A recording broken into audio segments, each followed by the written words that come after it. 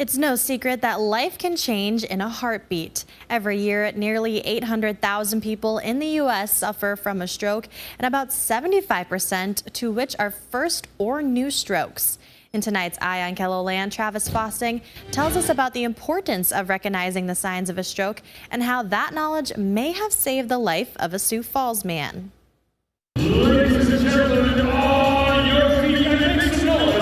His voice echoes throughout the Premier Center with every Sioux Falls Stampede game.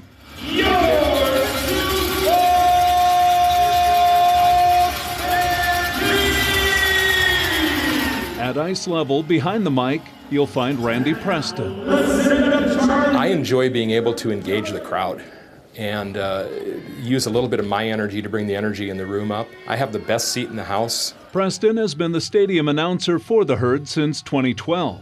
The 62-year-old also currently lends his voice to Augustana Hockey and the Sioux Falls Canaries. For baseball, it's more about being entertaining, telling jokes and stories, and just making sure that the crowd in the birdcage has a good time while they're there. Randy was an announcer in high school, but it wasn't until one of his son's hockey games that he caught the attention of a former Stampede and Canaries owner.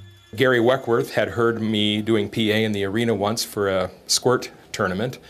Thought, wow, you got a good voice. It sounds great in the arena. You could be our guy for the Stampede. And I said, sign me up. He's done hundreds of games in the years since, but Randy's gift for gab was put in jeopardy last month. I was diagnosed with a stroke. Preston was washing his car, preparing to head out of town. Started feeling a little weird when I got back in the car. I couldn't use my left arm or my left hand, and just really didn't know what was going on. I was very confused. He attempted to drive home, but quickly got lost. And at that point, I knew something wasn't right. Parked the car, called my wife, stumbled through words saying, I'm someplace, I'm not really sure where I am, come find me. You've probably heard the acronym Be Fast. Balance, eyes, face, arm, speech, time, helping you recognize the signs of stroke.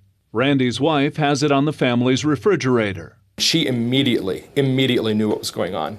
She was able to quickly track him down through the locator on his phone and got him to the hospital. From the onset to the time I was in the emergency room was about 25 minutes. He had a blood clot that blocked one of the blood vessels that goes to the right side of the brain.